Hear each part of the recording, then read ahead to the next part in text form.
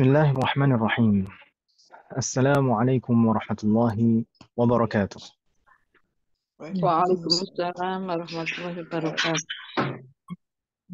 الحمد لله البر الجواد الذي جلت نعمه عن الإحصاء بالأعداد المان باللطف والإرشاد الهادي إلى سبيل الرشاد الموفق للتفقه في الدين من لطف به واختاره من العباد أحمده أبلغ حمد وأكمله وأزكاه وأشمله وأشهد أن لا إله إلا الله الواحد الغفار وأشهد أن محمدا عبده ورسوله المصطفى المختار صلى الله وسلم عليه وزاده فضلا وشرفا لديه وبعد الحمد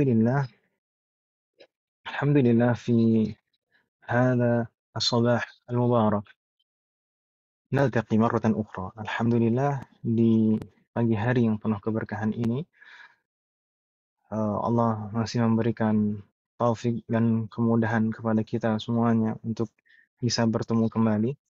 Ini adalah pertemuan perdana di bulan Ramadan dan ini masuk ke hari keempat, hari keempat di bulan Ramadan. Semoga Allah selalu menjaga kita semuanya, melindungi kita semuanya, dan selalu memberikan taufik, kekuatan, dan pertolongan pada kita semuanya untuk bisa maksimal dalam beribadah di bulan Ramadan tahun ini dan bisa mendapatkan semua keutamaan yang ada di dalamnya. Amin. Hendaknya kita selalu memohon kepada Allah untuk memberikan kepada kita semuanya taufik dan pertolongan dalam ketaatan, karena tidak mungkin bagi kita semuanya untuk bisa menjalankan ketaatan tanpa ada taufik dan pertolongan dari Allah. Semoga Allah selalu memberikan taufik dan pertolongan kepada kita semuanya.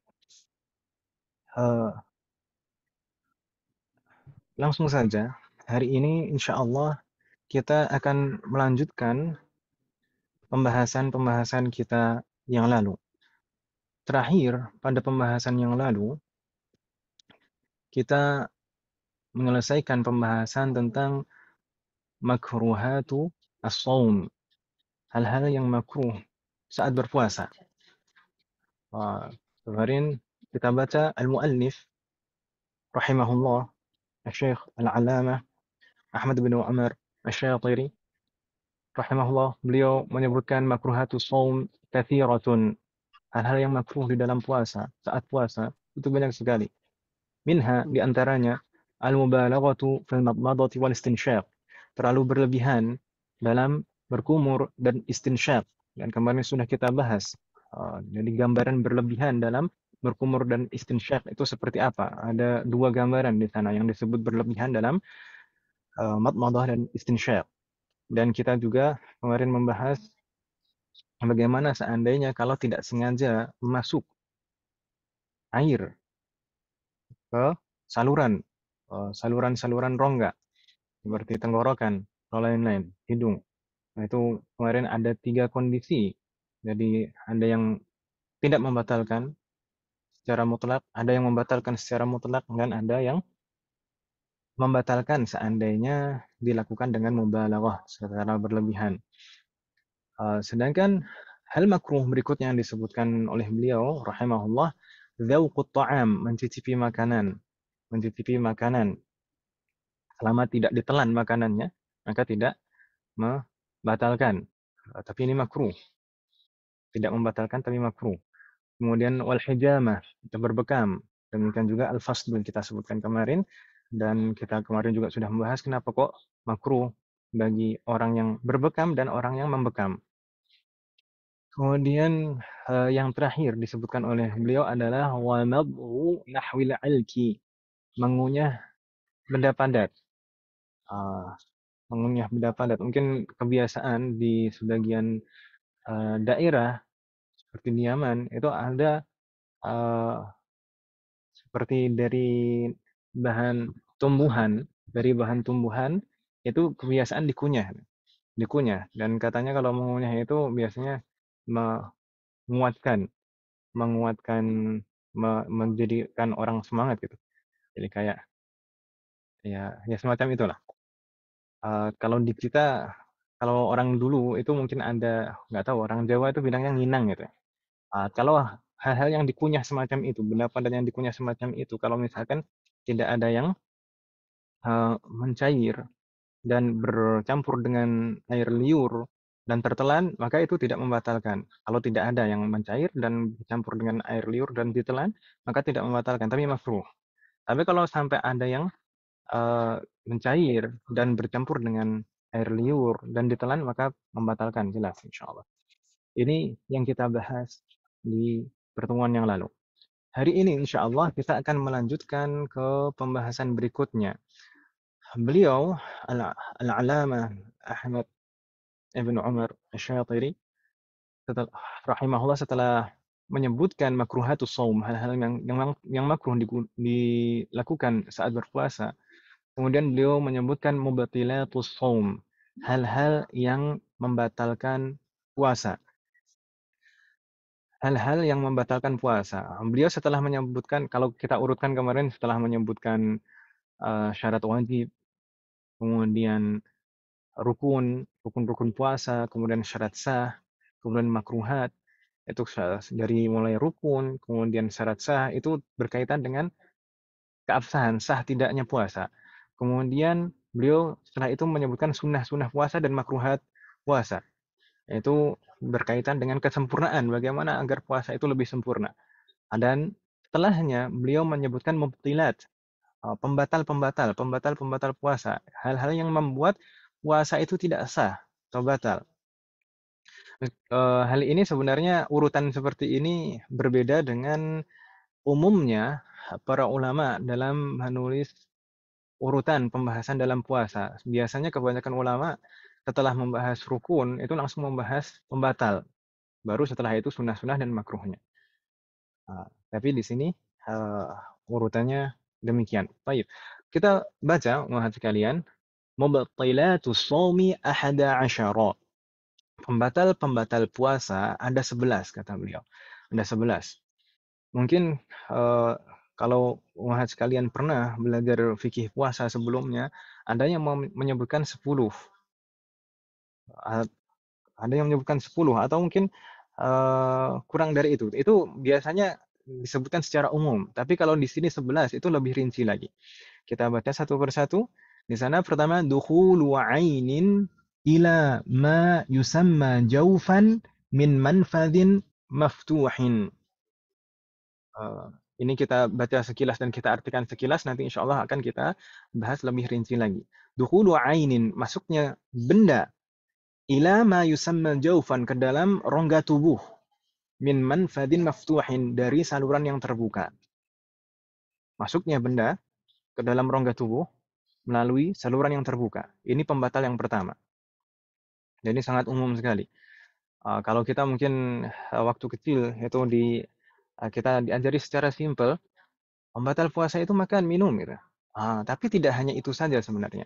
Setiap benda yang masuk ke dalam rongga tubuh kita dari saluran yang terbuka, maka itu membatalkan. Dan ini mungkin nanti pembahasan yang paling panjang ini. Nanti insya Allah akan kita bahas hari ini. Kemudian pembatal yang kedua, beliau menyebutkan wal qai'u, itu muntah, muntah atau al-istiqa. Ada yang menyebutkan di dalam beberapa kitab al-istiqa. Jadi sengaja memuntahkan. Kemudian yang ketiga, beliau menyebutkan wal jima'u, jima', berhubungan suami istri di siang hari saat berpuasa. Itu membatalkan puasa juga. Kemudian yang keempat, beliau menyebutkan wa khurujul maniyyi bimubasyaratin bisyahwatin ma'al amdi wal ikhtiyari wal ilmi fi bitahrimi fil kulli. Ini masih ada sambungannya dengan halaman berikutnya. Jadi yang beberapa tadi wahid, wahid, isnan, salasah, arba'ah. Yang keempat, khurujul mani, keluarnya mani, bimubasyaratin, yang disebabkan sentuhan bisyahwah, sentuhan dengan syahwat. Keluarnya mani yang disebabkan sentuhan syahwat. Nanti akan kita bahas juga insya Allah dengan rinci. ma'al amdi wal ikhtiyari wal ilmi bitahrimi fil kulli. Maksudnya apa?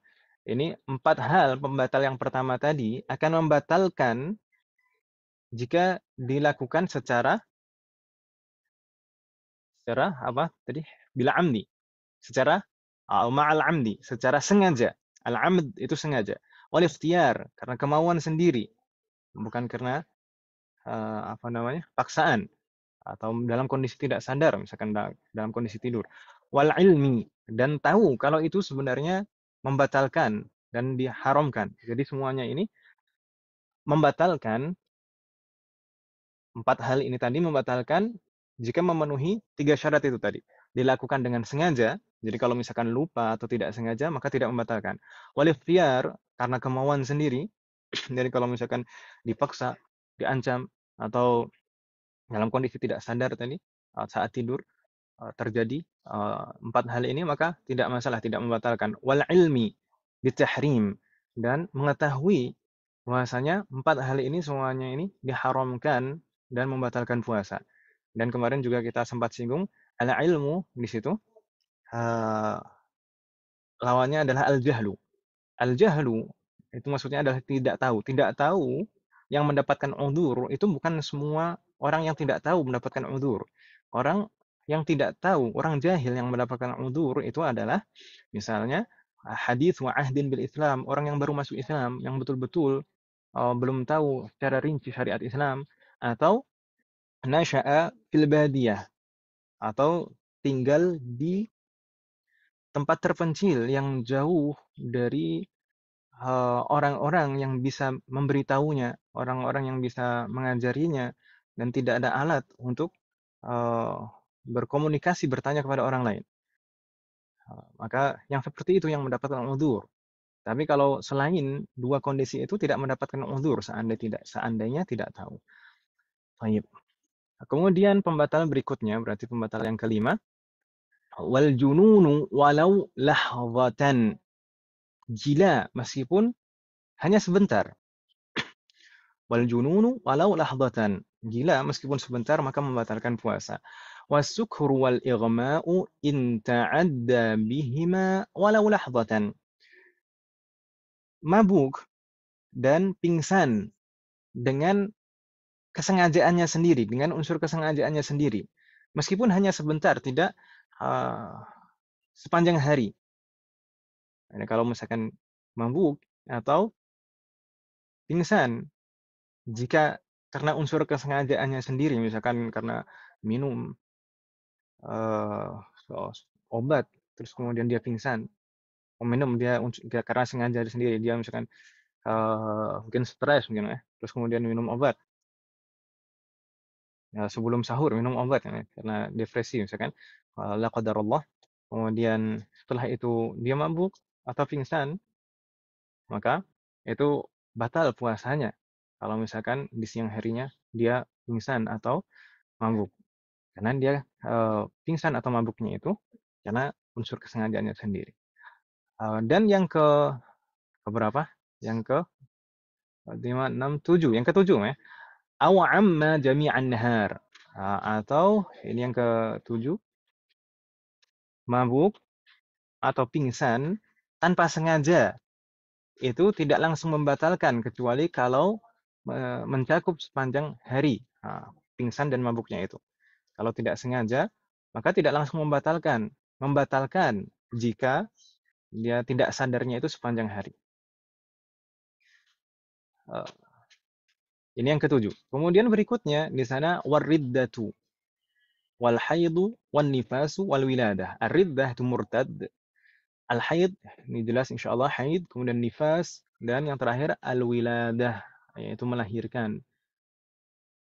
Baik, insyaallah hari ini kita mungkin akan membahas sebagiannya dulu, tidak banyak, mungkin bagian yang pertama. Kita coba baca lagi umat kalian.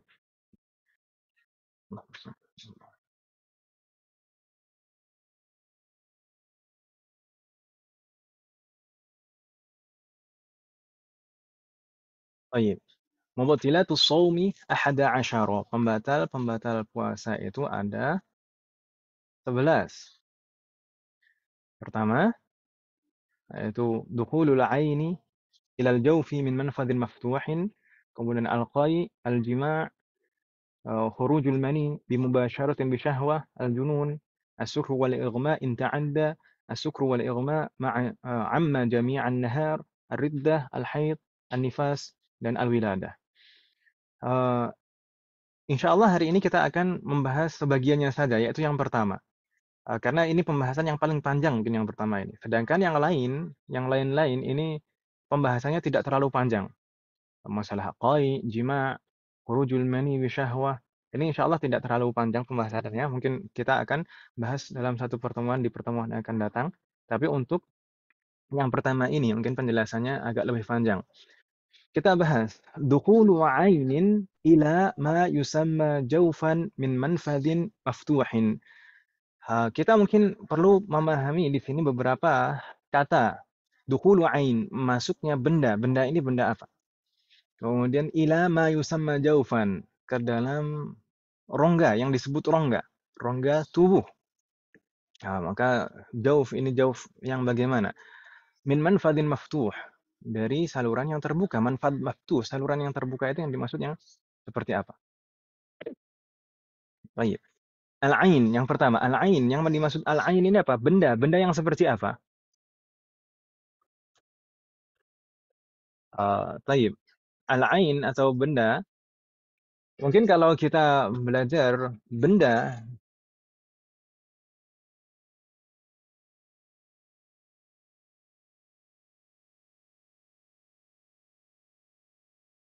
taib.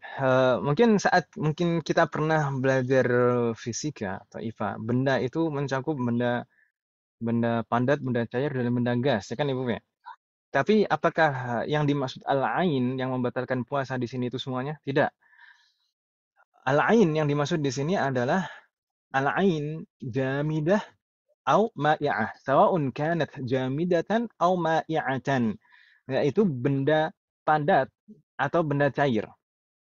Semua benda padat dan semua benda cair itu masuk ke dalam kategori ain di sini. Benda yang kalau misalkan masuk ke dalam rongga tubuh kita dari saluran terbuka maka akan membatalkan puasa kita. Baik benda itu benda asing, maksudnya memang bukan bagian dari tubuh kita, atau mungkin benda itu adalah bagian dari tubuh kita, misalkan jari kita misalkan. Baik benda itu berupa makanan atau obat atau minuman atau yang aslinya itu bukan makanan, yang normalnya tidak dimakan, tidak dikonsumsi. Jadi setiap benda, baik padat maupun cair, itu udah masuk dalam kategori al-ain di sini. Begitu maksudnya.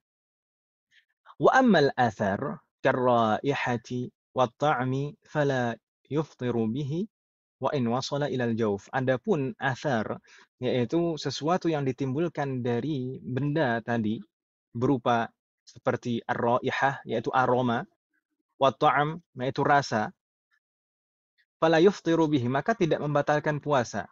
Wa in wasala ilal jawf, meskipun aroma dan rasa itu masuk ke dalam rongga tubuh kita, terasa di dalam rongga tubuh kita.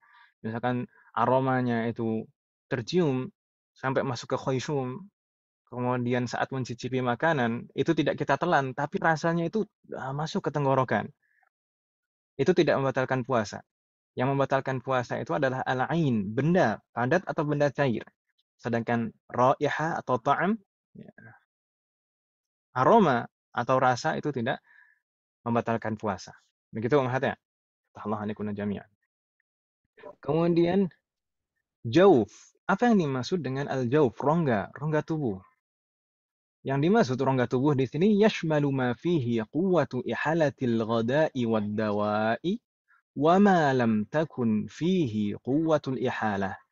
Jadi yang dimaksud rongga tubuh di sini mencakup mencakup ma fihi quwwatu ihalatil ghada' wad-dawa', yang mampu mencerna makanan atau obat, atau juga mencakup rongga-rongga tubuh kita yang tidak bisa mencerna makanan atau obat.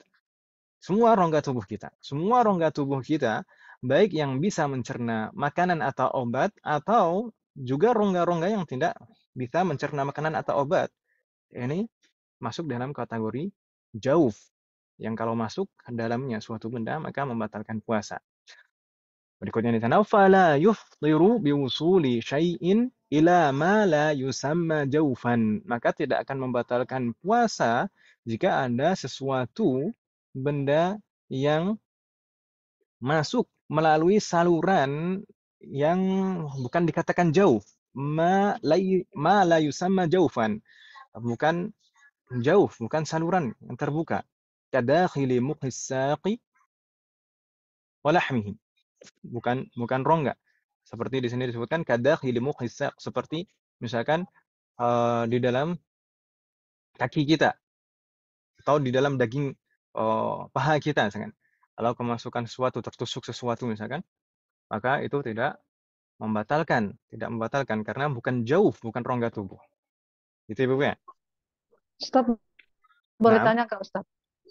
Kalau boleh. misalnya infus itu bagaimana Ustaz? Kan dia masuknya, Insyaallah kita akan mm, bahas nanti insyaallah. iya, Di bagian akhir nanti insyaallah akan kita bahas. iya Ustaz. Infus. Makasih. Infus itu termasuk juga hampir sama dengan suntik kan, Meh? Iya. Suntik itu ya hampir sama lah prosesnya, infus dan suntik. Mm, Baik, insyaallah akan kita bahas nanti di bagian akhir. Kemudian berikutnya di sana batasan selanjutnya adalah min manfadin maftuh, dari saluran yang terbuka. Jadi masuknya benda ke dalam rongga tubuh dari saluran yang terbuka. Dari saluran yang terbuka. Min manfadin maftuh. Manfad maftuh. Saluran yang terbuka ini maksudnya bagaimana? Ay maftuhun infitahan zahiran mahsusan. Yaitu terbuka infitahan. Terbuka secara zahir. Secara nyata. Mahsusan. Yang terbukanya ini bisa dilihat indera. Bisa dilihat indera. Tidak harus dengan alat pembesar gitu ya. Jadi yang dimaksud saluran terbuka ini adalah saluran yang bisa dilihat secara nyata oleh indera kita. Fala yadurru ma wasala minal masam, masalan. Jadi kalau misalkan ada sesuatu yang masuk dari al-masam, al-masam itu jamak dari sam, apa namanya? Pori-pori. Kalau sesuatu masuk dari saluran pori-pori, fala yadurru, maka tidak masalah, tidak membatalkan puasa kita. Tidak akan membatalkan puasa kita seandainya ada sesuatu yang masuk melalui saluran pori-pori kita. Misalnya apa? Kal kuhli minal aini. Seperti kuhl. Kuhl itu apa, Om? Biasanya akhwat itu menggunakan kuhl. Celak, Om. Ya, Om. Iya kan? Apa ibu-ibu menyebutnya apa? Yang di iya, mata itu ya, celak, sifat, Kuhl. Apa, Om? sifat. Ah, ya udah itulah. Gelap. Ah, celak, eh, yang biasanya digunakan di bagian mata hitam itu. Kalau misalkan masuk dari saluran mata, itu tidak akan membatalkan puasa. Karena saluran mata itu, kata para ulama, itu seperti pori-pori. Seperti pori-pori. Jadi, terbukanya pori-pori itu bukan zahiran mahsusan. Bukan terbuka yang bisa dilihat secara nyata oleh indera kita. Ya atau ya?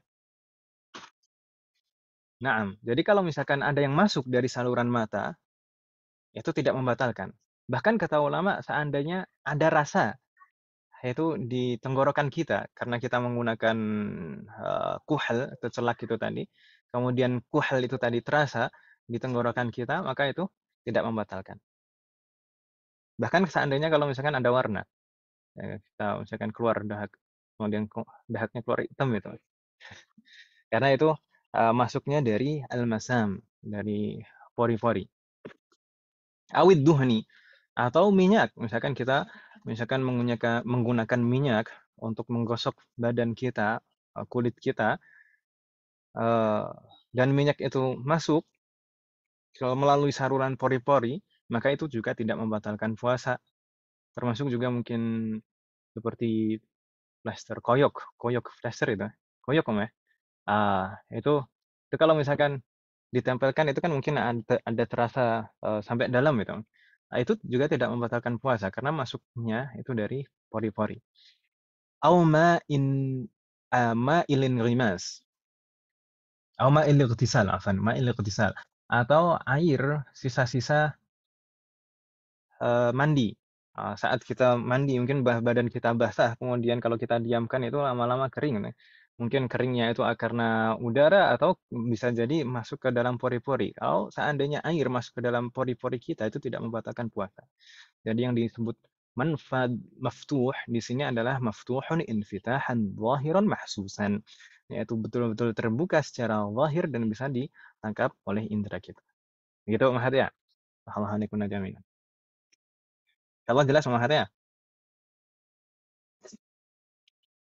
Halo? Insyaallah jelas Ustaz. Baik. Jelas, Ustaz. Berikutnya, setelah kita memahami ini, dukhulu ainin ila ma yusamma jawfan min manfadhin maftuhin, mungkin kita akan memahami berarti saluran apa saja yang bisa membatalkan puasa. Setidaknya di sana kita menyebutkan ada 5 saluran. Pertama, al-halqu, tenggorokan kita. Wa batinul anfi, dan bagian dalam dari hidung kita.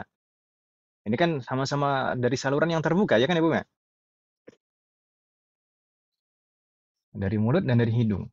Kemudian yang ketiga di sana batinul udhuni, bagian dalam dari telinga kita. Itu terbuka, termasuk manfadun maftuh kalau di dalam mazhab Syafi'i.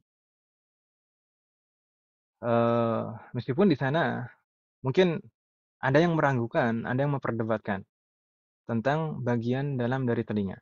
Tapi mungkin kita akan bahas ketika nanti membahas qatratul udhun, obat tetes telinga. Kemudian yang keempat, adalah al-qubul, yaitu kemaluan bagian depan, kemaluan bagian depan, baik saluran buang air atau yang lain. Kemudian berikutnya yang kelima di sana adalah ad-dubur, kemaluan bagian belakang.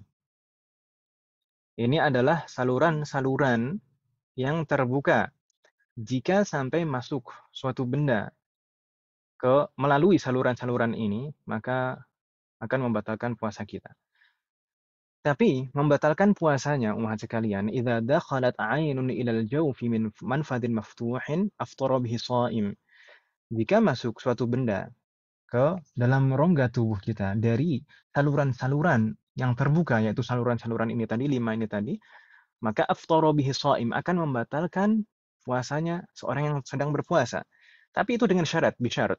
Dengan syarat ma'at ta'ammudi wal ilmi wal ikhtiyar, seperti kita sebutkan di dalam kitab tadi, kita baca tadi.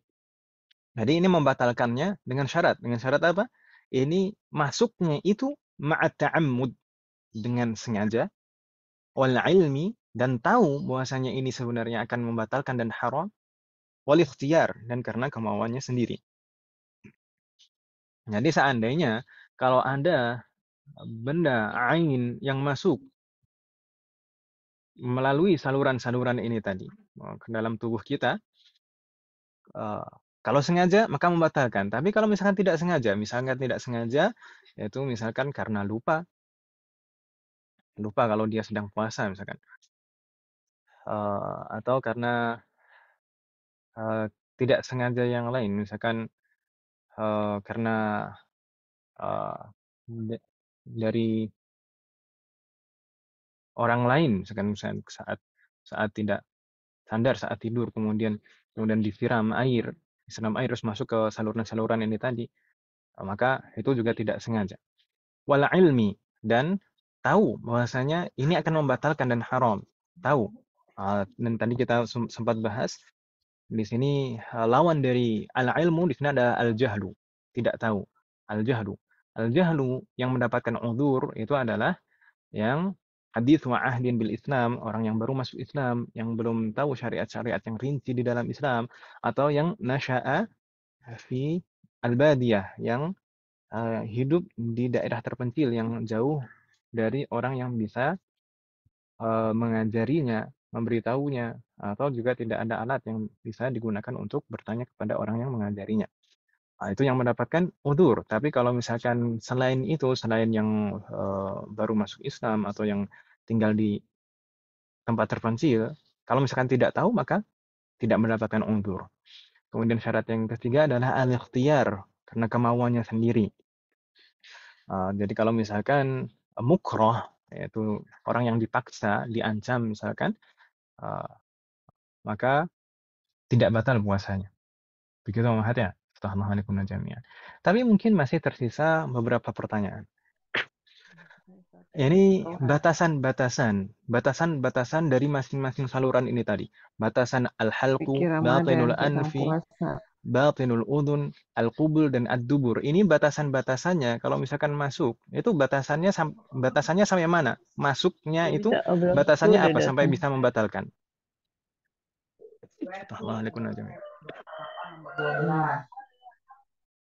Hmm. Batasan-batasannya apa? Kita bahas umat sekalian. Al-halqu itu tenggorokan, ya kan Ibu ya? Mungkin ibu-ibu sekalian yang belajar tahsin, tajwid, itu uh, Huruf-huruf tenggorokan. mempelajari pembagian-pembagian tenggorokan al-halqu. Dan saya kira kebanyakan umat belajar tahsin, ya kan Ibu ya? Alhamdulillah Ustaz. Baik, batasan al-halqu yang kalau masuk suatu benda akan membatalkan puasa, itu di mana? Di sana ada keterangan haddul zahir huwa makhrajul ha. Batasan luar al-halqu adalah makhrajnya huruf ha. Fama ba'dahu huwal batin. Maka setelah makhrajnya huruf ha, di bawahnya makhraj huruf ha, itu adalah bagian dalam, termasuk jauh sudah. Jadi bisa difahami, kalau tenggorokan itu kan terbagi menjadi 3 kan Ibu ya?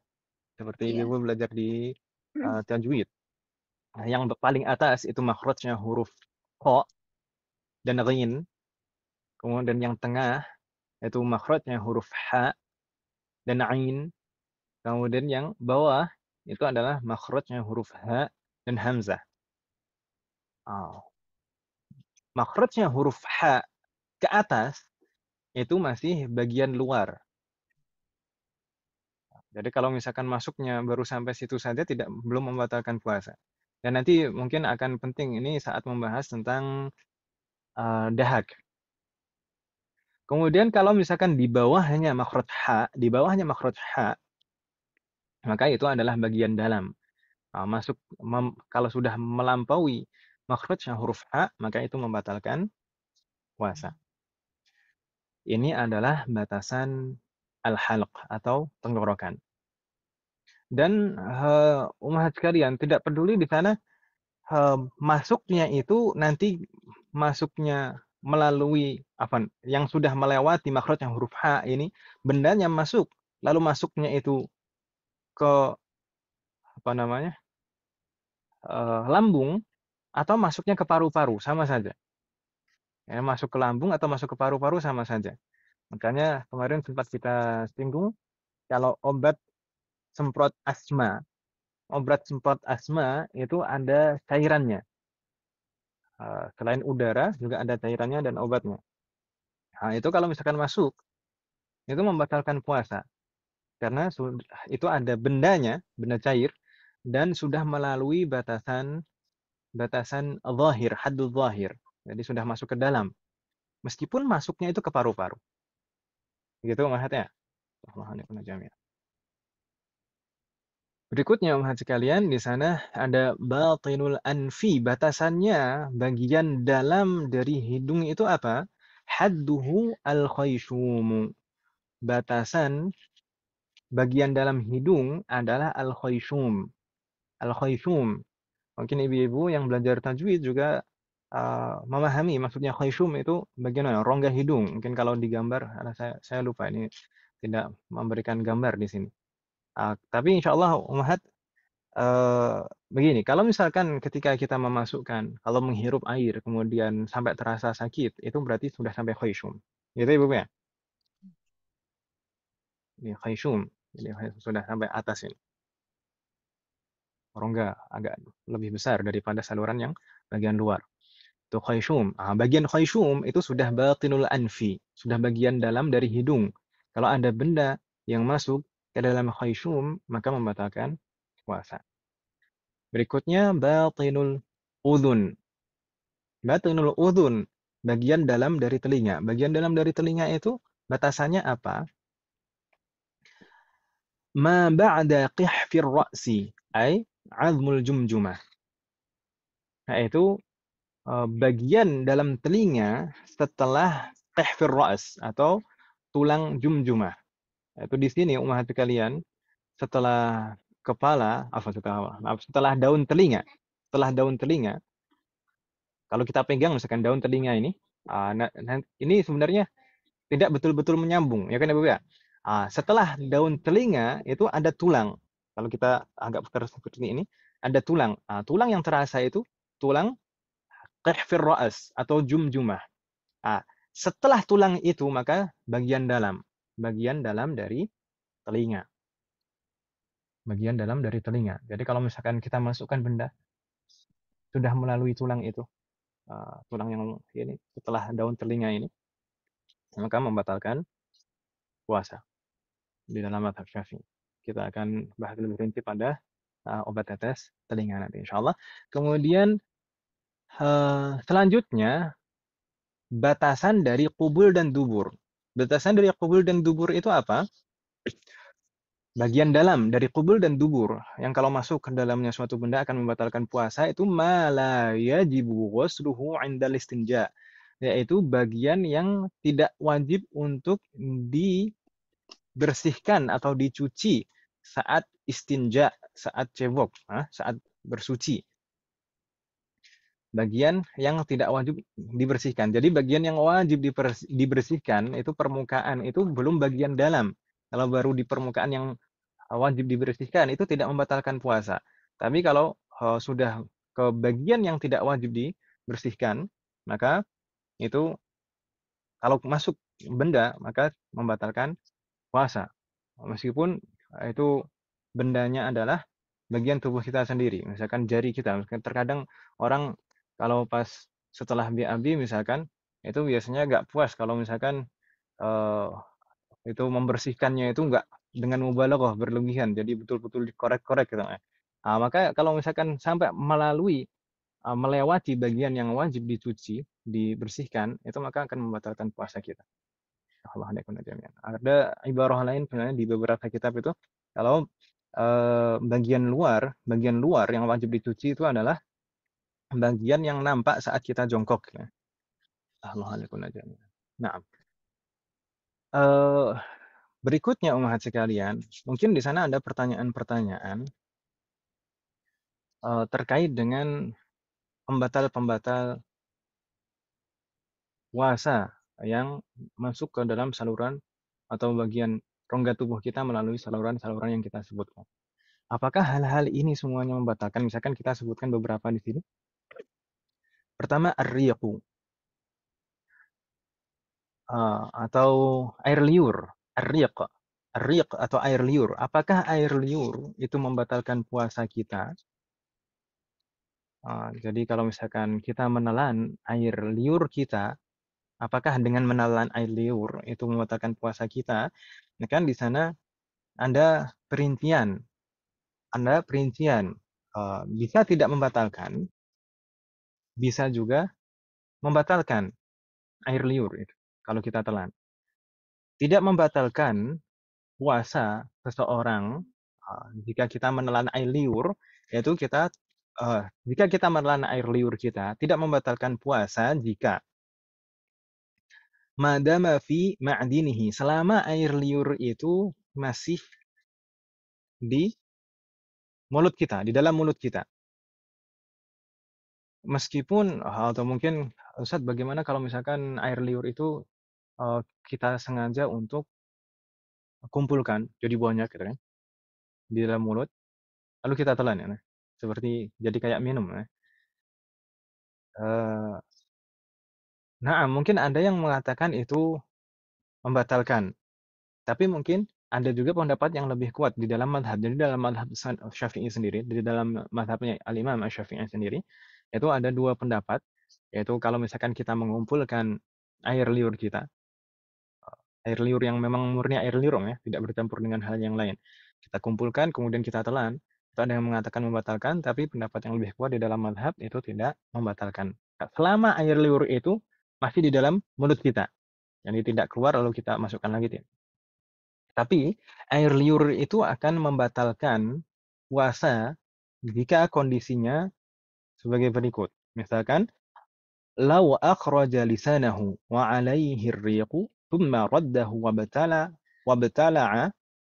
Oh, ini juga tidak membatalkan, Om. Yang tidak membatalkan. Yang tidak membatalkan juga kalau misalkan kita menjulurkan lidah kita. Menjulurkan lidah kita, di atas lidah kita itu ada air liur. Kemudian selama itu tidak terpisah dari lisan kita, dari lidah kita, kemudian kita telan air liurnya, maka tidak masalah.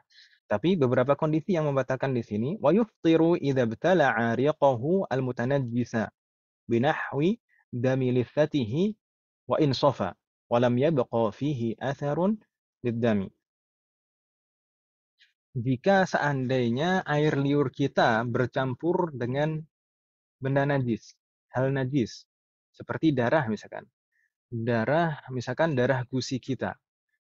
Darah gusi kita, kalau misalnya kita mampu untuk mengeluarkannya, kita mampu untuk membedakan antara darah gusi dan air liur kita, dan kita bisa merasakan dan kita bisa mengeluarkannya. Kalau misalkan dalam kondisi seperti itu tetap kita telan, maka membatalkan puasa kita. Air liur yang bercampur dengan najis seperti darah, dan kita bisa membedakannya, ini ada rasa darah. Nah, kalau tetap kita telan, maka membatalkan puasa kita. Berbeda halnya kalau darah gusi kita itu eh, kita tidak bisa membedakannya. Kita tidak bisa membedakannya karena mungkin rasanya itu sangat sedikit, dan memang karena terlalu sedikitnya itu kita tidak bisa membedakan antara air liur dan darah, dan ya bercampur begitu saja, maka itu dimaafkan karena susah untuk dihindari. Tapi kalau misalkan darahnya banyak, itu maka bisa dibedakan, harus dihindari. Kalau misalkan darahnya banyak lalu bercampur dengan air liur dan sengaja kita telan, maka itu membatalkan. Kemudian wa yuftiru idza ibtala'a riqahu wa huwa mukhtalitun bi'ainin infasalat min tahirin. Demikian juga akan membatalkan seandainya kita menelan ludah kita, sedangkan ludah kita itu, maksudnya air liur kita itu sudah bercampur dengan benda lain, meskipun bendanya suci. Misalkan air liur kita bercampur dengan apa? Listerin namanya. Ayo obat kumur, lalu kita telan. Ah, itu membatalkan puasa kita. Atau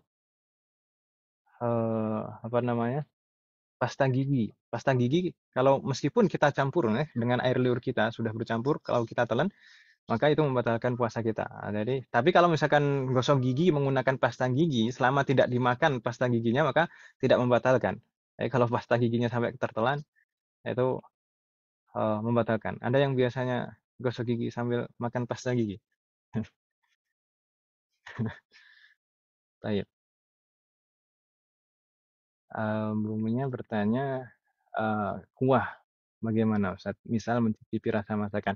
Ini untuk mencicipi makanan, kita sudah bahas di pertemuan yang lalu. Ini kalau mencicipi itu tidak membatalkan selama tidak ada ain yang masuk. Maksudnya yang dicicipi, makanan yang dicicipi itu, entah airnya atau makanannya, itu masuk ke dalam tenggorokan kita. Kalau selama tidak masuk ke dalam tenggorokan kita, tidak membatalkan meskipun makruh. Tapi kalau sampai ada yang masuk, ain, baik padat maupun cair, maka membatalkan puasa. Jadi setelah dicicipi, sudah langsung dikeluarkan. Jangan habis dicicipi, ditelan. Baik. Alhamdulillah jami'an. Sampai mana tadi? Baik, berikutnya. Wa yuftiru idza akhraja riqahu ila zahiri syafahi thumma raddahu wabtala'ahu. Dan membatalkan puasa juga seandainya kita mengeluarkan air liur kita sampai ke bagian bibir kita. Kemudian kita sedot lagi, lalu kita telan. Apa? Ngiler dong ya. Nah, saya kan kalau air liur kita sudah keluar sampai bibir kita, sampai bibir ya. Kemudian kita sedot lagi, kita masukkan ke mulut dan kita telan, maka itu membatalkan puasa karena sudah keluar dari mulut kita. Demikian juga hukumnya dengan ingus, ibu-ibu sekalian. Ingus kalau sudah keluar, sudah dibuang, jangan dimasukkan lagi sampai khoisyum. Ingus kalau sudah keluar, kalau misalkan dimasukkan lagi dan masuknya itu betul-betul sampai khoisyum, sampai ke jauhnya hidung, maka itu membatalkan karena sudah keluar. Berbeda kalau yang masih di dalam. Selama masih di dalam tidak membatalkan. Gitu maksudnya.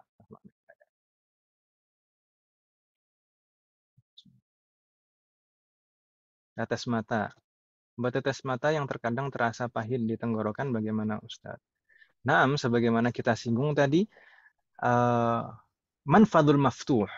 Saluran yang terbuka itu bukan termasuk pori-pori. Dan mata itu salurannya itu seperti pori-pori. Jadi salurannya itu bukan terbukanya itu secara zahir dan bisa dilihat dengan indera kita. Jadi itu seperti pori-pori. Kalau seperti pori-pori maka tidak membatalkan meskipun terasa di tenggorokan. Meskipun terasa di tenggorokan. Gitu ya. Kita bahas di awal tadi.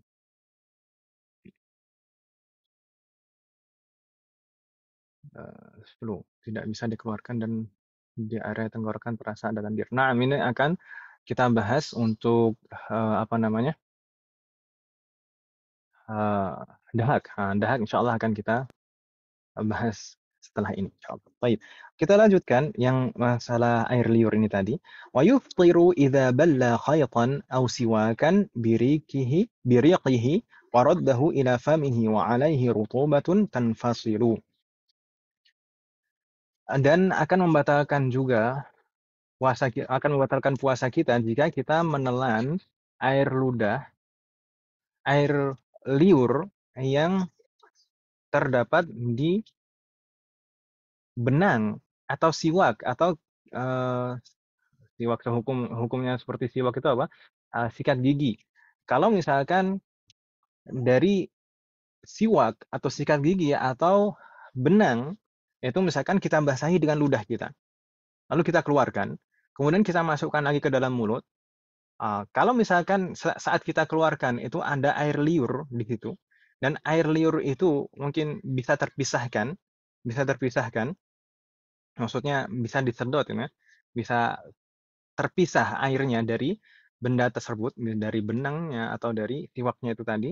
Kalau misalkan kita masukkan lagi dan memang air liur yang tersisa tadi itu bercampur dengan air liur yang masih di dalam dan kita telan, maka membatalkan puasa kita.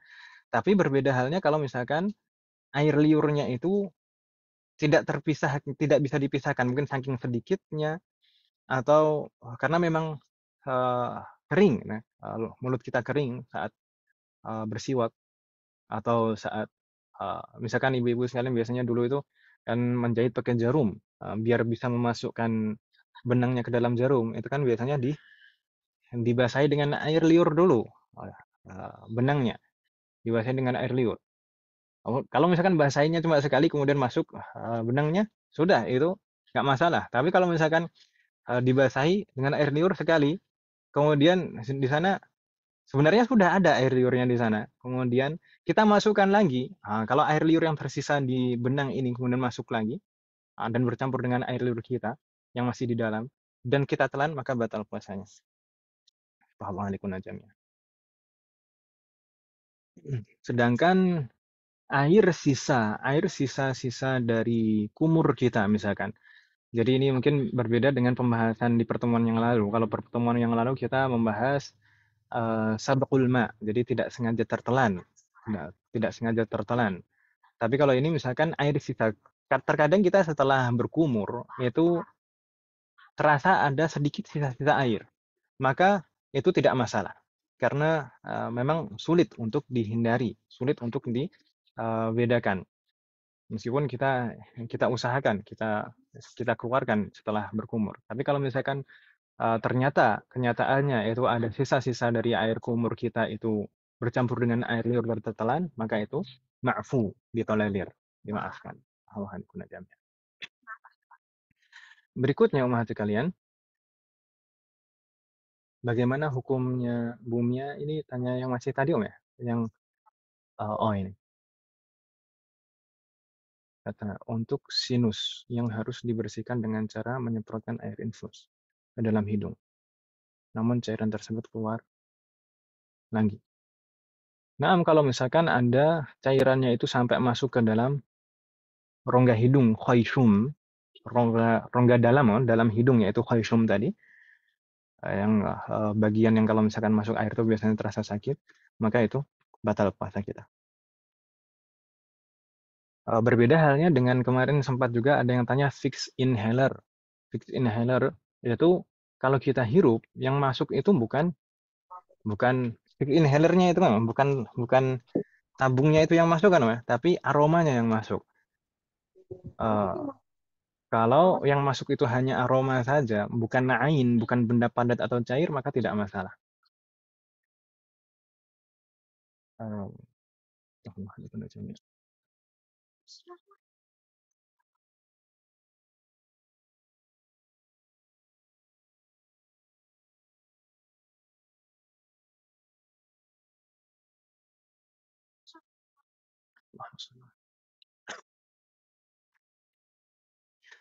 Eh, ini juga ada pertanyaan di sana, kalau misalkan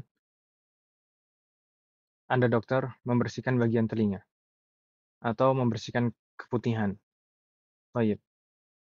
Eh, kalau darurah itu nggak masalah. Tapi kalau misalkan masih bisa tertahan, misalkan nggak sampai membahayakan. Darurah itu di sana seperti yang kita bahas di awal yang eh, darurah seperti darurah yang membolehkan orang tayamum, yaitu yang darurah itu yang kita khawatir akan keselamatan nyawa kita, atau dikhawatirkan nanti kalau dibiarkan nanti akan cacat bagian tubuh kita atau semakin parah sakit kita, maka itu dimaafkan, tidak masalah. Tapi kalau misalkan eh, sakitnya itu masih bisa ditahan dan tidak menyebabkan masalah, maka akan membatalkan kalau sampai masuk ke dalam telinga alatnya, atau masuk ke bagian dalam bagian wanita. Baik. Berikutnya hati kalian kita bahas di sana yang kedua yaitu baqayat ta'am, sisa-sisa makanan. Sisa-sisa makanan, kadang kita saat makan itu ada sisa-sisa makanan di sela-sela gigi-gigi kita. Itu bagaimana hukumnya? Kita baca hati kalian. لو بقي طعام بين أسنانه فجر به ريقه إلى جوفه. Kalau Anda tersisa sisa-sisa makanan di antara gigi-gigi, kemudian sisa-sisa itu bercampur atau eh, mengalir dengan air liurnya masuk ke dalam jauh bagian dalam dari tenggorokan, tidak membatalkan selama ada syarat-syaratnya. Tidak membatalkan selama mengalirnya itu, bercampurnya dengan air liur dan mengalir ke dalam itu mengalir dengan sendirinya.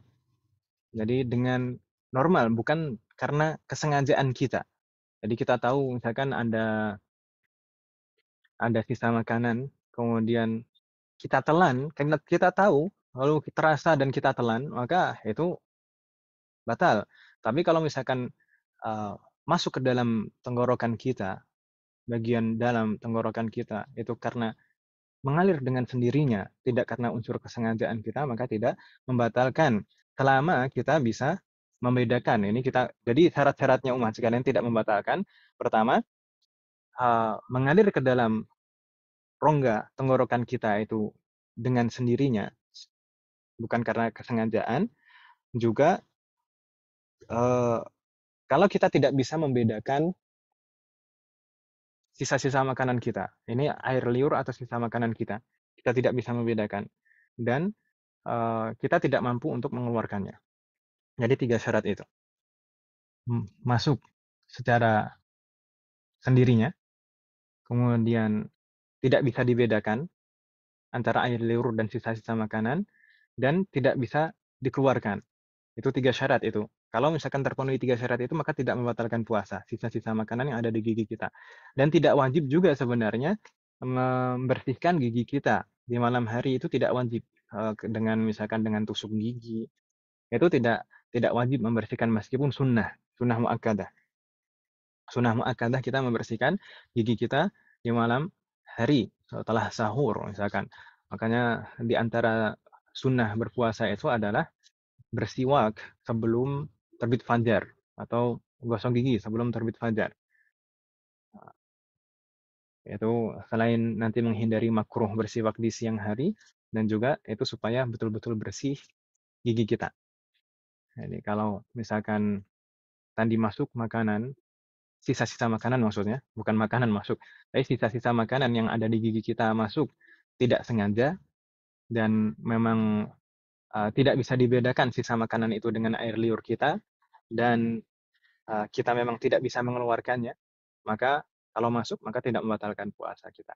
Tapi kalau misalkan uh, kita bisa membedakannya mana sisa makanan dan mana air liur, dan kita bisa mengeluarkannya, lalu kita sengaja untuk menelannya, maka batal jelas puasa kita. Gitu maksudnya. Allah alaikum najami.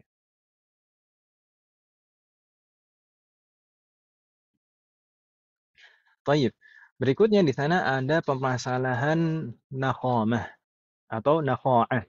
Ini adalah tadi yang disebutkan dahak, ibu-ibu sekalian. Nakha'ah atau nakhamah itu dahak. Bagaimana dengan masalah dahak? Kita baca umat sekalian. Allah أنه لا يفطر بها الصائم إذا وصلت إلى حد الظاهر ولفظها.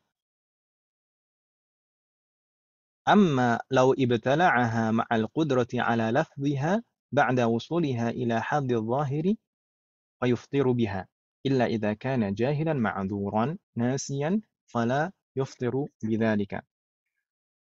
وإذا ابتلعها مع عدم القدرة على لفظها لم يفطر كأن نزلت من الدماغ إلى الباطن. طيب. Dahak.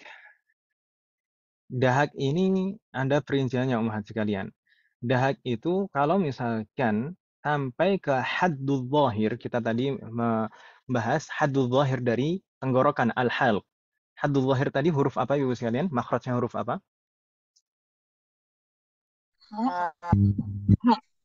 Hak sama hamzah. Makhrajnya huruf ha, bukan hamzah umat. Tenggorokan Hak yang ain itu ya Ustaz. Hak yang sebelah ain. Ha ain, ha ain. Baik. Kita tadi jelaskan batasan zahir dan batin dari tenggorokan. Tenggorokan itu haddul zahirnya, batasan luar itu adalah makhrajnya huruf ha. Gitu Ibu ya. Makhrajnya huruf ha, berarti pertengahan, ya kan Ibu ya? Tengah tenggorokan. Jadi dari makhrajnya huruf ha ke atas termasuk makhrajnya huruf kha, ghin, ke atas keluar itu adalah bagian luar dari tenggorokan kita. Sedangkan di bawahnya makhraj ha termasuk berarti setelahnya di sana ada makhrajnya huruf ha dan hamzah itu haddul batin. Kalau dahak kita keluar sampai di haddul zahir, sampai di makhrajnya huruf ha. Wadih mahat. Kalau dahak kita keluar sampai di makhrajnya huruf ha dan kita mampu untuk mengeluarkannya, kalau kita mampu mengeluarkannya, maka kita harus keluarkan. Seandainya kita mampu mengeluarkan, tapi tidak kita keluarkan, tapi kita telan, maka batal puasanya.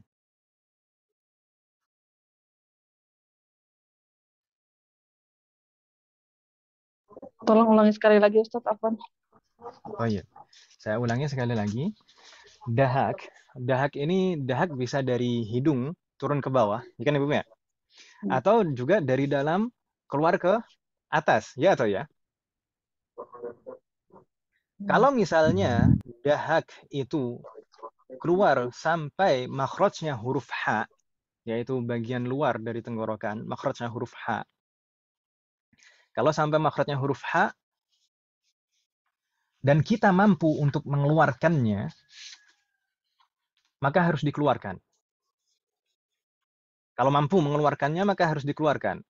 Karena kalau kita mampu mengeluarkannya, sudah sampai di batasan bagian luar tenggorokan, yaitu huruf H, kemudian kita mampu mengeluarkannya, kalau tetap kita telan, maka akan batal puasa kita.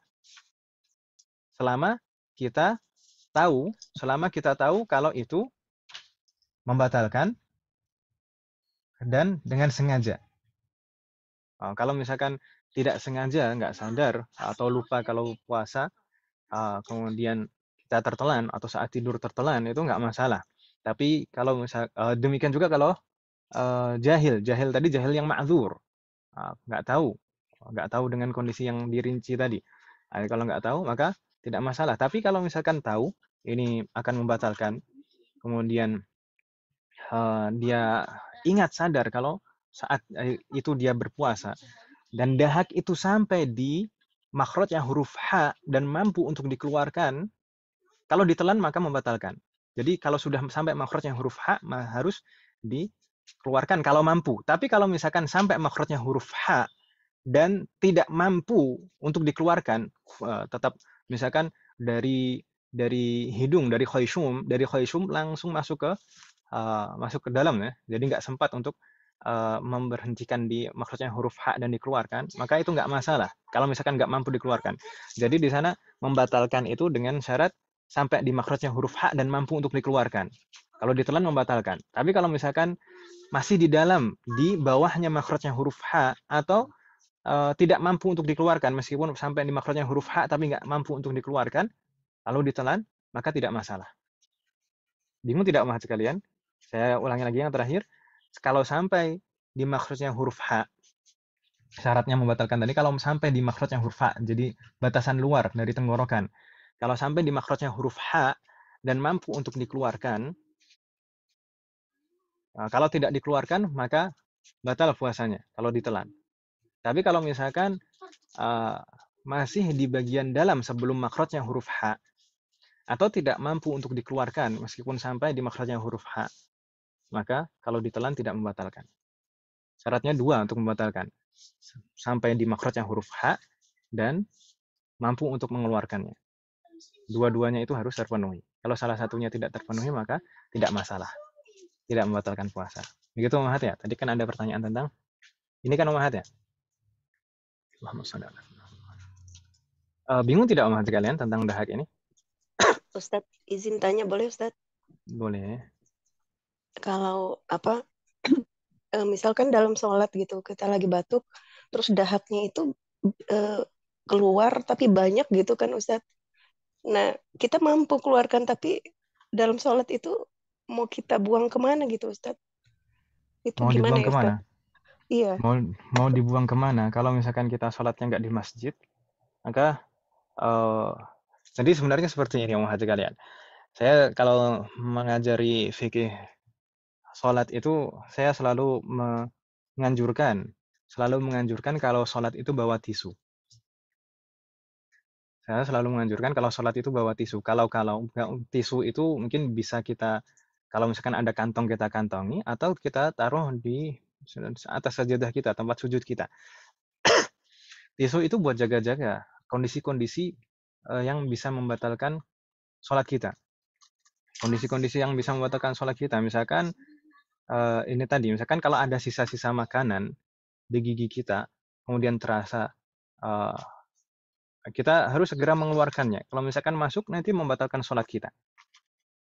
Nah, maka harus segera dikeluarkan pakai tisu itu. Atau misalkan kalau misalkan ada najis, kalau tiba-tiba saat kita sholat terjatuh ada najis, maka harus segera kita hilangkan pakai tisu itu. Jadi kalau bisa bawa tisu, bawa tisu. Tapi kalau misalkan tidak bisa, kalau sholatnya di Kalau sholatnya di luar masjid, maka dikeluarkan ke arah kiri kita. Jadi meludah ke arah kiri kita. Atau kalau misalkan itu bukan najis, kan dahak itu bukan najis. Mungkin pakai kain baju kita nggak masalah. Biar nggak sampai tertelan. Ya. Kan itu bukan najis kalau dahak itu. Tapi kalau misalkan najis yang keluar tuh najis misalkan dari misalkan sendawa itu biasanya kalau misalkan punya asam lambung itu sendawa itu keluar sisa-sisa makanan, maka sisa-sisa makanan itu yang keluar itu najis. Yang keluar dari lambung ya, sisa makanan yang keluar dari lambung, bukan sisa makanan yang ada di gigi. Sisa makanan yang keluar dari lambung itu najis. Maka itu harus segera dikeluarkan. Angkat pakai tisu itu kalau bisa. Atau ke bagian kiri kita kalau misalkan kita tidak di masjid. Tapi kalau misalkan membuang najis di masjid itu tidak boleh. Harus segera dibersihkan nanti. Kurang lebih seperti itu. Aftahullah alaikuna jami'an. Kemudian di sini ada pembahasan, ada pertanyaan gosok gigi. Gosok gigi tapi tidak memakai pasta gigi. Ya nggak masalah, Om. Gosok gigi, di siang hari kita gosok gigi tapi tidak memakai pasta gigi. Tidak masalah, meskipun kemarin kita bahas di pertemuan yang lalu, itu kalau gosok gigi setelah zawal, setelah masuk waktu zuhur, sampai terbenam matahari itu hukumnya makruh. Tidak membatalkan puasa tapi makruh. Bagaimana jika sendawa terkadang masih ada makanan yang keluar? Ini sebenarnya akan masuk ke pembahasan pembatal berikutnya, yaitu muntah. Hampir sama dengan muntah hukumnya. Sendawa yang keluar sisa makanan, itu hukumnya sama dengan muntah. Muntah itu selama tidak sengaja, maka tidak membatalkan. Tapi kalau muntah sengaja, termasuk sendawa yang sengaja. Sendawa itu bisa sengaja, ya kan Ibu ya? Mungkin sebagian nggak bisa, tapi saya bisa. Sendawa sengaja. Ya, sendawa itu bisa sengaja. Kalau misalkan keluar, saat sendawanya sengaja, lalu keluar karena sendawa sengaja itu, maka batal puasanya. Saya tidak mempraktekkan sendawa sengaja. Nanti keluar kan batal puasa saya. Tapi kalau misalkan sendawanya itu tidak sengaja, lalu keluar sisa makanan, maka tidak membatalkan. Gitu ya. Berikutnya umat sekalian, di sana ada mashatu corona, yaitu tes corona. Tes corona itu sebenarnya macam-macam umat ya. Anda yang dimaksud di sini mashatu corona di sini adalah saat tes itu yang dimasukkan seperti saluran kecil itu. Itu apa namanya? Saya nggak pernah yang seperti itu. Rapid Om, ya. Halo? Ya Ustaz. PCR ya Ustaz, PCR Apa? atau PCR. Nah, PCR atau rapid. atau rapid itu test. sama-sama dimasukkan ke hidung ya? Sama Ustaz. Yang tidak dimasukkan ke hidung kan yang genos itu ya? Itu dimasukkan ke hidung sama ke rongga tenggorokan juga sih Ustaz. PCR itu hidung sama tenggorokan, kalau rapid hanya hidung kalau nggak salah begitu. Oh gitu. Kalau ginos kan hanya udara saja dari mulut nih. Ya kan Ibu ya? Itu belum pernah sih. Toyib. Kalau saya yang pernah hanya ginos saja. Kalau ginos tidak membatalkan jelas karena tidak ada yang masuk ke bagian rongga. Tapi kalau seperti rapid atau PCR tadi, ada alat yang dimasukkan ke dalam rongga hidung kita. Kalau memasukkannya sampai ke batasan dalam hidung kita, yaitu khayshum tadi, atau tenggorokan itu sampai melewati makhrajnya huruf H, maka membatalkan puasa kita. Jelas, karena itu adalah benda padat, ya kan Ibu ya? Benda padat dan masuk ke dalam rongga tubuh kita melalui saluran yang terbuka. Batasannya kalau hidung itu khayshum tadi, dan kalau tenggorokan itu di bawahnya makhrajnya huruf H, maka itu bagian dalam. Kalau sampai melalui itu maka membatalkan puasa kita. Ini di dalam mazhab Syafi'i. Tapi kalau di dalam mazhab Hanafi dan Maliki mungkin tidak membatalkan. Karena di sana ada syaratnya. Kalau di dalam mazhab Maliki dan Hanafi. Tapi mungkin terkadang itu petugas yang memeriksa, petugas medis yang memeriksa itu kan juga tidak, ya, hanya formalitas lah, hanya oh masukin dikit gitu. Kalau hanya dimasukkan sedikit gitu, nggak sampai ke bagian dalam hidung yaitu khayshum, atau nggak sampai masuk ke melewati makhrajnya huruf H, maka itu tidak membatalkan. Gitu maksudnya. Astagfirullahaladzim jami'an. Karena kan ya kadang itu kan yang penting tes nih, dan bayar itu. Baik. Berikutnya mahasiswa kalian di sana ada pembahasan al-iktihal.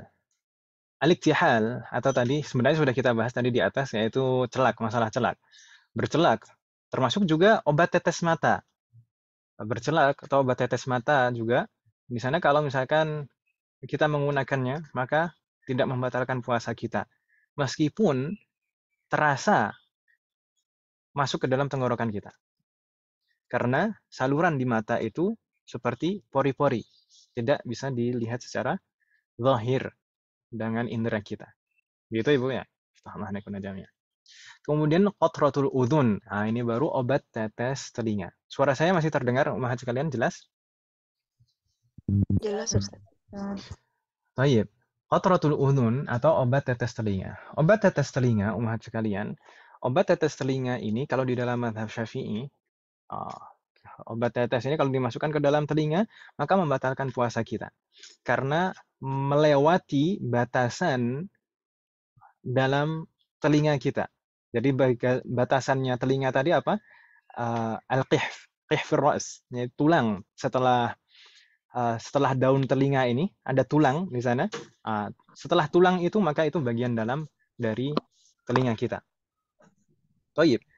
Sebenarnya umat sekalian, mungkin ada yang mempertanyakan emangnya telinga itu rongga yang terbuka, saluran yang terbuka. Mungkin begitu kan Ibu ya? Kalau di dalam mazhab Syafi'i yang mu'tamad itu iya. Pendapat mu'tamad atau pendapat yang rajih di dalam mazhab Syafi'i iya. Meskipun ada pendapat lain juga di dalam mazhab Syafi'i yang cukup kuat yang mengatakan menjelaskan bahwasanya di dalam kitabnya Al-Imam Asy-Syafi'i di dalam kitab Al-Um di sana di manuskripnya itu ada kata yang terhapus karena saking lama, saking tua manuskripnya itu ada kata yang terhapus yaitu la tufattiru. Jadi la-nya itu terhapus jadi tufattiru, membatalkan. Aslinya tidak membatalkan jadi membatalkan. Lalu para ulama setelahnya berkesimpulan bahwasanya yang memasuki telinga itu membatalkan. Itu pendapat yang mungkin cukup kuat, tapi umat sekalian, pendapat yang membatalkan ini juga kuat juga dan itu lebih hati-hati, lebih ada kehati-hatian dalam menjaga keabsahan shaum atau puasa kita. Dulu saya juga sempat meragukan, ini apakah telinga itu merupakan manfadun maftuh, apakah saluran yang terbuka sampai bisa membatalkan telinga kita, karena di sana ada selaput gendang telinga. Setelah beberapa saat, setelah beberapa tahun, kemudian terjadi anak saya yang pertama itu selaput telinganya itu hilang, tidak ada. Dan saya baca-baca dari penjelasan dokter, ternyata selaput telinga itu bisa hilang, bisa robek, dan itu tidak terasa sakit, dan tidak masalah pada pendengaran. Jadi selaput telinga itu bukan penghalang yang mutlak.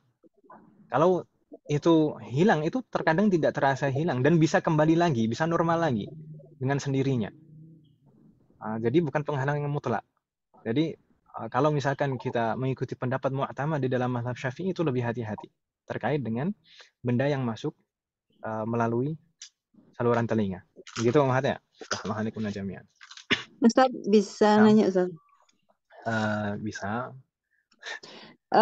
Ustaz Qadarullah ini kan suaminya harus suntik, jadi ada stroke mata gitu Ustaz. Jadi suntik di mata, di korneanya, itu termasuk boleh ya Ustaz? Insya Allah akan kita bahas sebelum terakhir nanti ada al-ibarul tibiyah, suntik kedokteran, suntik kesehatan. Oh, belum. Iya, iya, Ustaz. Insyaallah. Nah, Seperti juga tadi masalah infus. Allahumma shalli ala Muhammad. Baik, pembahasan berikutnya setelah qatratul udhun di sini ada dukhanus sijarah. Dukhanus sijarah atau mungkin bahasa kita rokok atau yang semacam dengan itu saat ini itu ada vape dan shisha. Ya kan Ibu ya? Baik. Apakah semua hal itu membatalkan puasa? Para ulama kita, mungkin kalau di dalam madzhab Syafi'i itu ada 3 pendapat, tapi pendapat yang mu'tamad sekarang dan yang paling kuat itu membatalkan. Para ulama sudah jelas di sana tajrubahnya. Naam, pendapat-pendapat yang mengatakan itu mubah dan makruh itu ulama-ulama terdahulu yang belum tahu hakikat dari rokok atau semacamnya seperti shisha dan vape zaman sekarang. Tapi setelah betul-betul nyata hakikat dari rokok itu, maka itu haram dan membatalkan puasa. Membatalkan puasa. Kenapa kok membatalkan puasa? Kan itu seakan-akan itu hanya asap. Asap itu seperti gas. Baik, para ulama mengatakan itu bukan hanya asap, tapi ada ain, ada benda yang masuk saat menghirup rokok. Buktinya apa? Buktinya kalau misalkan orang merokok. Kalau misalnya orang merokok, kemudian asapnya itu ditiupkan ke permukaan, misalkan ke tangan, misalkan, gitu seperti itu, atau ke kain putih, itu akan berbekas kekuningan atau kecoklatan seperti itu. Kalau seperti itu berarti nyata itu ada ain, ada benda yang cair yang bersamaan dengan asap itu masuk ke dalam tubuh kita. Maka rokok itu membatalkan. Tapi berbeda halnya dengan asap-asap misalkan apa namanya? Orang Arab itu biasanya mewangikan sebagai pewangi ruangan itu membakar bukhur seperti kemenyan Arab lah orang menyebutnya. Orang kita menyebutnya kemenyan Arab, jadi bukhur itu. Atau misalkan kita membakar sampah itu misalkan. Kalau misalkan udara itu asapnya itu terhirup atau memang sengaja kita menghirupnya. Selama itu tidak terbukti ada ain yang ada di dalam asap itu, maka tidak masalah, tidak membatalkan puasa. Begitu maksudnya. Berbeda dengan rokok ini tadi memang betul-betul nyata ada ain di sana, ada zat yang memang terserap masuk ke dalam rongga tubuh kita. Ini waktu puasa bakar-bakar sampah nggak batal puasanya. Berikutnya sekalian, at-tahamil di sana. At-tahamil ini maksudnya apa? At-tahamil itu atau hubub obat, semacam obat atau pil yang dimasukkan dari saluran kubul atau dubur. Dimasukkan dari kemaluan, baik kemaluan belakang atau depan. Biasanya ada di sana, mungkin ibu-ibu sekalian memahaminya. Di sana ada seperti kalau al-huqnah seperti enema. Enema itu obat yang dimasukkan dari dubur, ya kan Ibu ya? Atau juga beberapa obat yang dimasukkan dari depan, dari kemaluan bagian depan. Kan nggak tahu apakah ada seperti obat keputihan gitu ya. Baik. Kalau ada obat-obat seperti itu yang dimasukkan ke kubul atau dubur dan semua benda hal yang dimasukkan dari kubul atau dubur seperti misalkan kamera untuk misalkan melihat organ dalam kita, semua yang dimasukkan termasuk kamera juga. Kamera itu kalau misalnya dimasukkan dari saluran pencernaan, pembuangan depan atau belakang, atau juga misalkan dimasukkan dari atas misalkan. Kamera itu juga membatalkan. Nah, obat-obat itu tadi yang dimasukkan dari kemaluan, kemudian kamera, termasuk juga alat bantu buang air. Alat bantu buang air kecil, biasanya mungkin di sana ada alat selang kecil yang dimasukkan ke saluran buang air kecil untuk supaya bisa buang air kecil. Ya. Nah, itu juga membatalkan. Karena masuk melalui saluran yang terbuka. Masuk ke dalam rongga tubuh kita melalui saluran yang terbuka.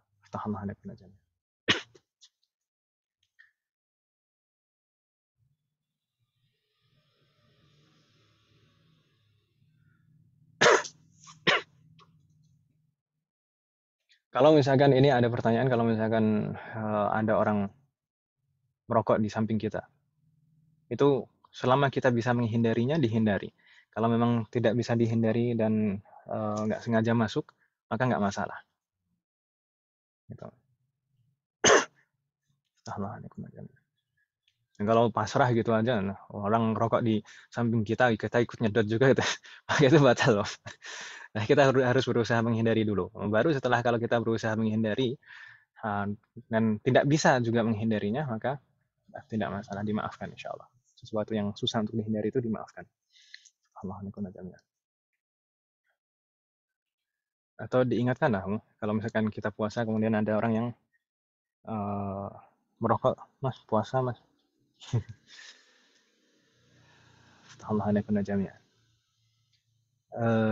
Berikutnya mahasiswa sekalian, al-ibarut tibbiyah, jarum suntik.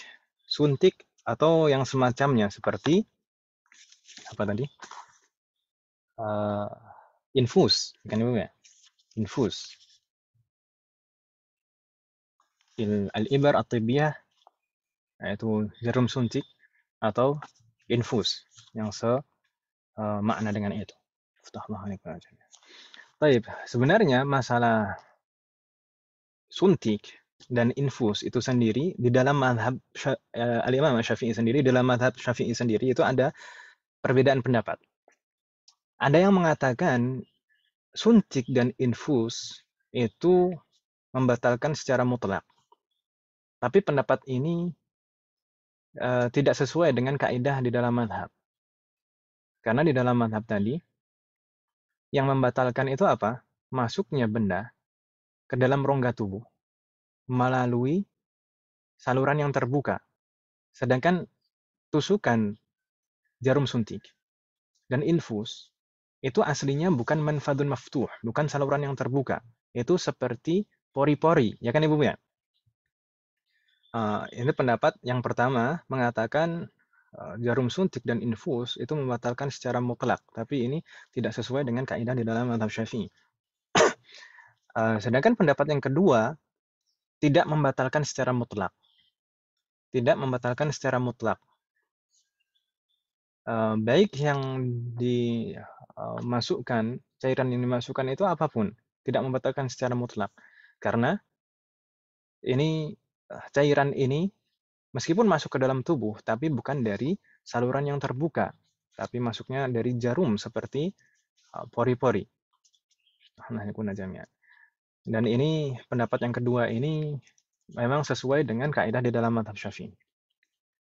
Tapi ada pendapat yang ketiga, yaitu yang merinci. Di dalam mazhab sendiri juga demikian. Pendapat yang ketiga ini lebih merinci. Perincinya bagaimana? Pertama, jika cairan yang dimasukkan ke dalam tubuh melalui jarum suntik atau infus, itu tadi apakah mughadhiyah atau laisat bimughadhiyah? Apakah itu nutrisi yang menguatkan tubuh seperti makanan atau tidak selain mughadhiyah, selain nutrisi yang bisa menguatkan tubuh? Kalau misalkan itu adalah nutrisi yang menguatkan tubuh seperti makanan, maka batal. Tapi kalau selain mughadhiyah, bukan nutrisi yang menguatkan tubuh seperti obat seperti itu, maka dilihat di sana ada perincian lagi. Kalau selain nutrisi yang menguatkan tubuh, maka dilihat apakah masuknya ini ke saluran apa namanya?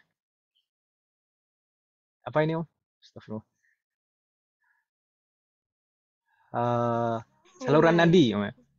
Saluran vena ya, Om ya. Saluran vena, Om ya. Darah ini vena, Om ya.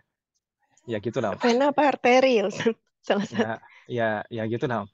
Yang penting itu saluran darah, Om ya. Kalau misalkan masuknya itu ke saluran darah, maka itu membatalkan. Tapi kalau misalkan masuknya bukan ke saluran darah, maka tidak membatalkan. Ini perinciannya. Jadi saya ulangin lagi, yang pendapat yang pertama itu tidak membatalkan secara mutlak. Pendapat yang pertama membatalkan secara mutlak, tapi ini tidak sesuai dengan kaidah di dalam mazhab Syafi'i. Sedangkan pendapat yang kedua tidak membatalkan. Kalau yang pertama tadi membatalkan secara mutlak, yang kedua membatalkan secara mutlak. Dan itu sesuai dengan kaidah di dalam mazhab Syafi'i. Tapi pendapat yang ketiga itu merinci. Rinciannya, kalau misalkan yang dimasukkan, cairan yang dimasukkan itu adalah nutrisi yang menguatkan tubuh seperti makanan, maka itu membatalkan. Tapi kalau misalkan cairan yang dimasukkan ke dalam tubuh itu bukan nutrisi yang menguatkan tubuh seperti makanan, maka dilihat apakah masuknya itu ke dalam saluran darah atau ke selain saluran darah, ke daging misalnya. Kalau ke saluran darah, maka itu membatalkan. Kalau ke selain saluran darah, maka tidak membatalkan. Dan pendapat yang ketiga ini, sebagian ulama mengatakan ini pendapat yang lebih hati-hati, lebih aman lah, lebih aman. Tapi kalau misalkan umat sekalian mengikuti pendapat yang kedua, berdasarkan kaidah di dalam mazhab Syafi'i itu tidak masalah.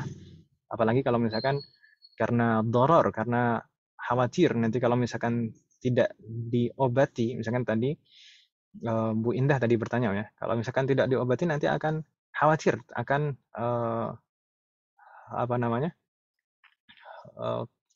keselamatan dari indera tersebut.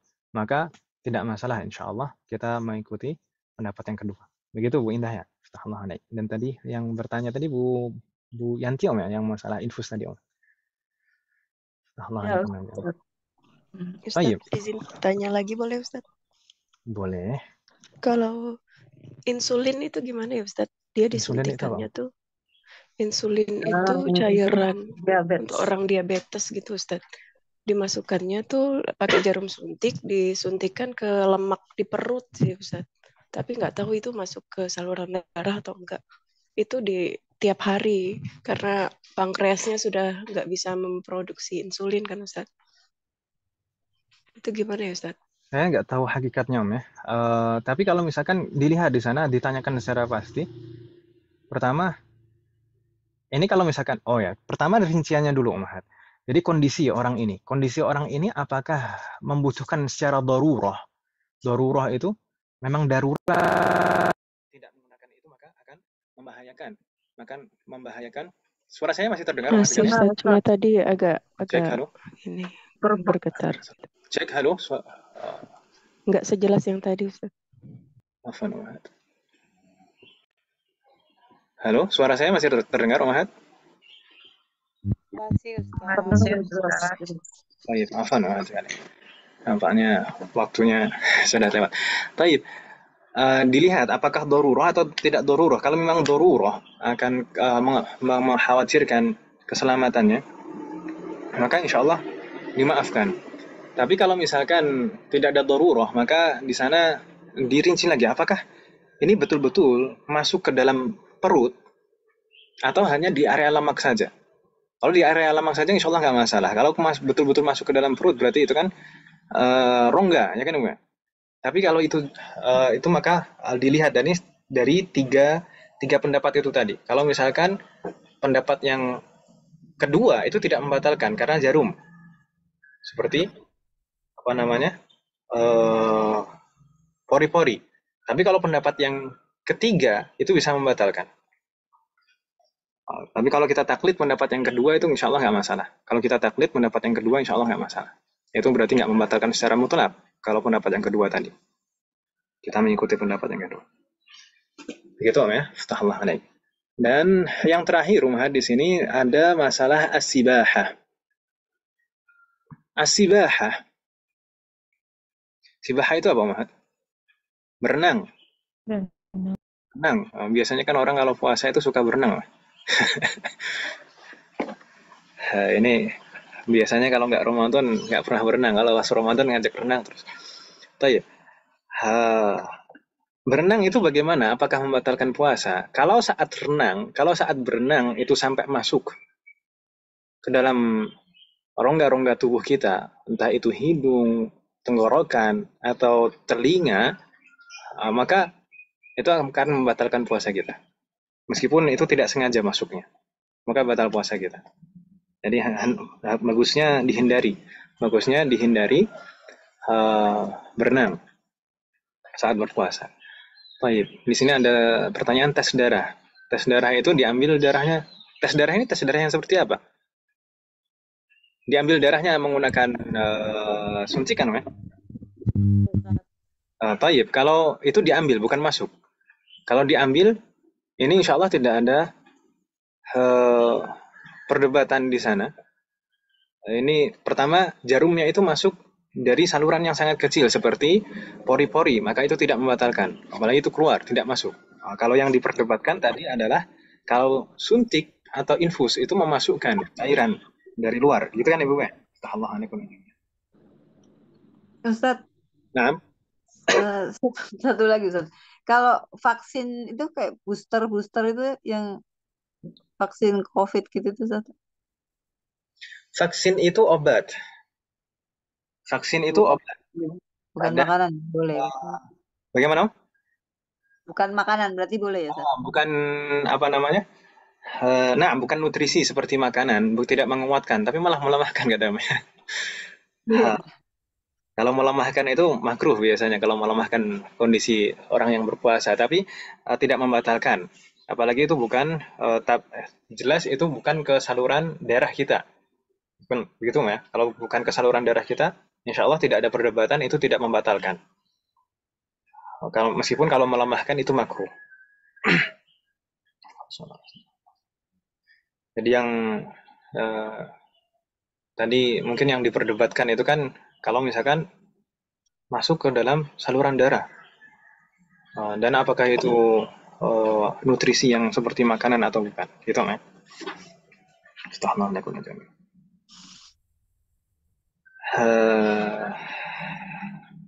Alhamdulillah, dengan ini kita baru menyelesaikan pembatal yang pertama saja, Om.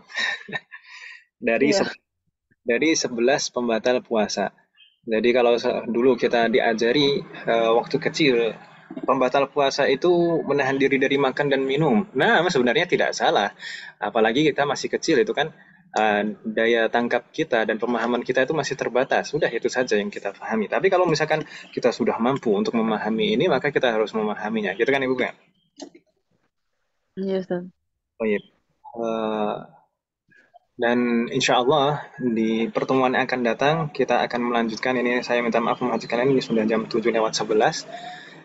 Insya Allah di pekan depan kita akan melanjutkan pembatal-pembatal berikutnya. Kita usahakan sebisa kita pembatal-pembatal berikutnya ini kita bisa bahas dalam satu kali pertemuan, 10 di sana.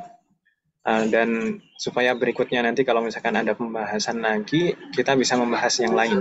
Semoga Allah memberikan taufik dan kemudahan kepada kita semuanya. Insya Allah sudah tidak ada pertanyaan kan Ibu ya? Tidak Ustaz. Untuk pertemuan depan apa ya Ustaz? Karena kemarin-kemarin nggak bisa ikut jam 7 tuh ada daurah bahasa Arab Ustaz. Nah, untuk pekan depan nggak bisa. Bagaimana? Kamis.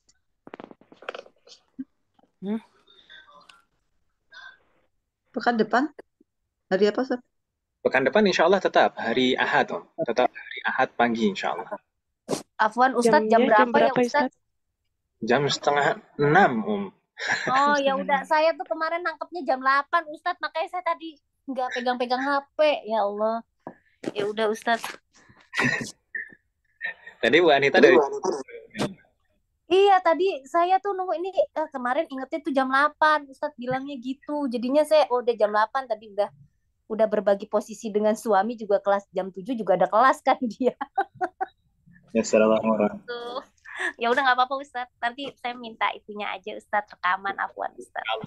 Insyaallah. Semoga Allah memberikan kemudahan. Iya, ini yang pertama tadi penting juga buat saya soalnya. Assalamualaikum. Semoga Allah memberikan taufik dan kemudahan kepada kita semuanya. Mungkin kita cukupkan dulu Mas sekalian. Insya Allah pekan depan kita bertemu lagi di hari dan waktu yang sama, yaitu hari Ahad jam 6 sekalian. Ya. Allah memberikan taufik. Kita cukupkan. Terima kasih Ron. Semoga apa yang kita bahas dan pelajari hari ini bermanfaat dan barokah. Amin. Amin. Semoga Allah selalu memberikan taufik kepada kita semuanya untuk bisa memahami setiap ilmu yang kita pelajari. Semoga Allah selalu memberikan kemudahan, keberkahan, kesabaran, keistiqomahan serta keikhlasan dalam proses belajar kita. Semoga Allah selalu memberikan taufik dan hidayah kepada kita semuanya, demikian juga kepada orang-orang kita sayang. Semoga Allah selalu melindungi kita semuanya dan juga orang-orang yang kita sayang dimanapun berada. Amin. Ya, di antara kita atau kerabat kita atau keluarga kita, semoga diberi kesempatan Allah Subhanahu wa Ta'ala. Semoga Allah kita semuanya termasuk hamba yang soleh dan solehah dan bertakwa kepada Allah. Dan semoga terlahir dari mereka Allah bersama dengan keluarga kita dan anak keturunan kita di surga Firdaus kelak. Amin ya Allah. Allah selalu negara kita dan memperbaiki kondisi negara kita. Semoga Allah semua dosa kita, baik yang lalu maupun yang akan datang, baik yang kita lakukan secara sembunyi-sembunyi maupun terang-terangan, semoga Allah mengampuni semua dosa-dosa kita dan menerima semua amal ibadah kita. Semoga Allah mengampuni semua dosa orang tua kita dan guru-guru kita. Amin ya Allah. Amin. Amin. Allah selalu berkahan dalam setiap urusan kita, termasuk dalam musibah dan waktu kita. Semoga Allah selalu memberikan taufik dan pertolongan kepada kita semuanya untuk bisa maksimal beribadah di bulan Ramadan tahun ini dan bisa mendapatkan semua keutamaan di dalamnya. Semoga Allah memberikan kepada kita semuanya Allah